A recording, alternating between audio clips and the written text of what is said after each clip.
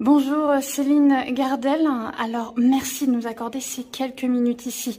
Nous sommes à la mairie de Saint-Mandé pour un événement tout à fait exceptionnel. Et je suis très heureuse d'être aujourd'hui à Saint-Mandé pour la 4e édition des Assises de la protection animale. Ce sont finalement un rassemblement de professionnels, de passionnés, d'amis des animaux.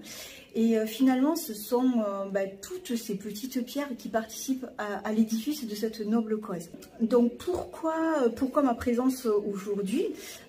Quand on parle de maltraitance passive, on parle aussi d'infraction. On parle de contravention, on parle aussi de délit, parce que finalement un abandon, c'est ne pas subvenir aux besoins vitaux de l'animal. Donc on s'abstient finalement de faire quelque chose et ça génère de la souffrance, ça peut même engendrer la mort. Au-delà de tout ce qui constitue le bien-être animal, je pense que c'est important de rappeler ce que prévoit la loi, comment tout un chacun peut signaler quand il est témoin de maltraitance, qui peut porter plainte, les sanctions encourues. Donc je pense qu'en effet, en étant présidente de l'association, donc les 4 patounes et l'autre casquette, et en parlant de casquette, c'est vraiment force de l'ordre, capitaine de police, on a toute notre place ici pour justement sensibiliser et compléter les échanges des professionnels.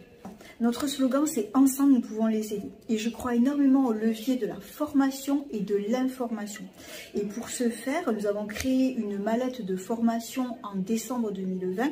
Alors quand je dis « on », c'est toute une palette, on va dire, de professionnels. Il y a des magistrats, des vétérinaires, des avocats spécialisés en droit animalier et naturellement des policiers, des gendarmes, des éducateurs canins et la canine de chez nous.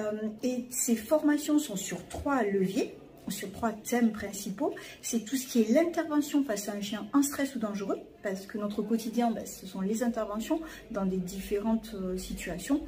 Souvent, il y a des animaux, comment avoir la lecture du chien, comment finalement ne pas tirer inutilement, mais en légitime défense pour ne pas neutraliser inutilement.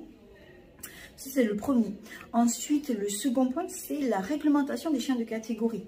Il y a toute une déclinaison d'obligations qui en découlent, et notamment pas de casier judiciaire. Donc ça, pour nous, c'est très important. Le vaccin contre la rage, la muselière, la déclaration en mairie.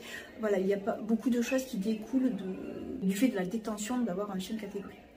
Et le 3e levier, le 3e pilier, c'est tout ce qui est les infractions, les contraventions, les délits. Qui jusqu'à présent, même s'il y a un arsenal législatif qui est quand même confortable, n'était vraiment méconnu des forces de l'ordre, des policiers, des gendarmes, des policiers municipaux, et finalement c'était un frein à la prise en compte de cette délinquance qui est bien spécifique. Aujourd'hui, nous sommes très heureux parce que ce module de formation a largement influencé le module qui est dans les écoles de police, donc tous nos futurs collègues, c'est-à-dire 4000 gardiens de la paix qui sortent par an, seront formés et sauront intervenir et apporter une réponse adaptée. Donc nous sommes vraiment très heureux. On a pu créer au niveau local de Toulouse, avec le parquet général, un pôle maltraitance et former les magistrats des 6 juridictions. Et on voit bien que là aussi, la formation est vraiment un réel levier. On est vraiment, aujourd'hui, c'est très facilitant sur Toulouse. Mais au-delà des forces de l'ordre et de tous les maillons qui participent à la réponse pénale, on intervient aussi dans les écoles et les collèges pour sensibiliser les nouvelles générations, pour les associations de protection animale, pour leur donner le process, le cadre et ne pas desservir la cause et se mettre inutilement en danger. Et aussi, alors ça peut surprendre, mais on intervient pour les auteurs des infractions. C'est-à-dire on a fait des conventions avec les parquets de Castres, Saint-Gaudens, Albi, on signe avec Foix, Rodez très prochainement. Le magistrat condamne l'auteur des faits, alors soit en peine principale si c'est, on va dire, une petite bêtise, ou en peine complémentaire si c'est un délit, à une journée de stage avec nous. Donc l'auteur est condamné à verser 150 € à l'association et à passer une journée avec nous. Donc là, vraiment, le fil conducteur, c'est de connaître les besoins fondamentaux des animaux, les sanctions le cas échéant, mais aussi des bonus éducation. Quand le chien fugue, détruit, aboie, au lieu de le fracasser, d'avoir des outils pour d'éducation, pour pouvoir comprendre et gérer. Exactement. Ce qu'il y a d'impressionnant, c'est quand vous réalisez justement ces formations auprès des personnes qui ont réalisé ces infractions, vous vous dites quand même que mine de rien, il y a des réactions de ces gens-là. Et que certains percutent, comprennent enfin ce qu'ils ont fait, ce qu'ils ont réellement imposé à l'autre, qui est extrêmement violent.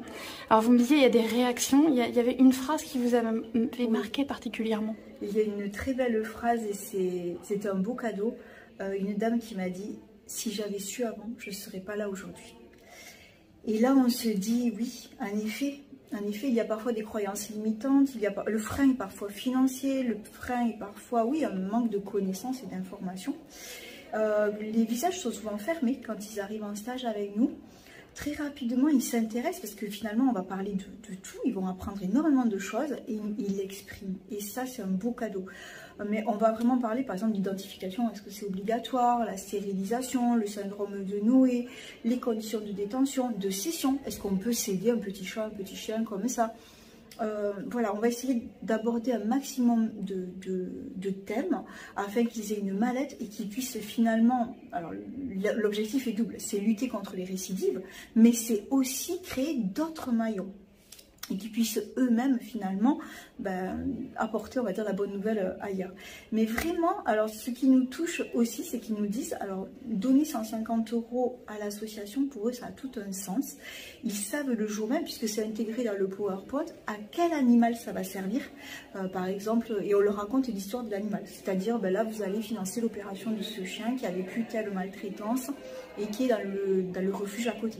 Donc ça vraiment pour eux ça a un sens, et au lieu de donner finalement une amende comme ça à l'État, ce qui est un peu abstrait pour eux, aujourd'hui, ici même, ils participent concrètement à aider un animal.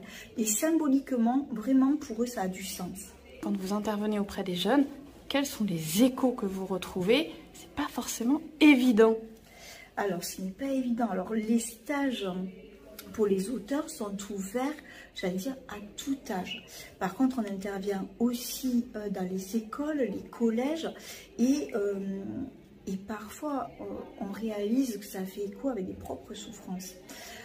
J'ai eu la chance d'intervenir au Sénat sur ce thème-là, une seule violence, et on voit que c'est transversal. Et que par moment, on sait, il y a quand même une infime partie de la population qui n'a pas d'empathie. Et donc, finalement, ça a été prouvé, il y a eu des études, notamment aux États-Unis, de ces jeunes qui se font la main, on va dire, sur des animaux, ou qui ont un passé sur des animaux, et qui finalement le reproduisent après, ou tout au moins la situation est aiguisée, le mode d'emploi est aiguisé, sur des humains. Voilà. Donc je pense qu'à double titre, on doit tous être vraiment virulents et attentifs à ces comportements de violence, voilà, qu'elle soit. Il doit y avoir une vigilance accrue, notamment sur ces actes, parce que quand on s'en prend finalement aux plus faibles, que ce soit les animaux, que ce soit effectivement les enfants, quand on voit le phénomène des violences, notamment dans les écoles, le harcèlement, les proportions que ça peut prendre, on se rend compte que finalement, cette vigilance, elle doit être à tout instant désormais, et on doit en avoir conscience. C'est ça. Et la loi est même allée très loin, le novembre 2021, puisque la zoophilie, quand elle est diffusée sur les réseaux sociaux, passe à 5 ans et 75 000 € d'amende, puisqu'elle peut être vue par des mineurs. Donc on voit bien aujourd'hui que les enfants qui sont témoins de comportements inadaptés, tant dans la zoophilie que dans la violence extrême. Moi, en stage, j'ai eu un papa qui, devant son petit de 4 ans, a pris le chat et l'a balancé plusieurs fois contre le mur. Au-delà de la maltraitance animale, il y a, alors on peut être sur deux vecteurs, soit l'enfant finalement dit, puisque papa le fait, c'est que c'est normal, et donc il peut le faire plus tard, puisque ça valide un comportement inadapté, soit à l'inverse, il est tétanisé et finalement il subit le fait de ne pas pouvoir agir parce qu'il est tout petit, mais que c'est tellement injuste et il souffre aussi. Donc les deux situations sont inacceptables.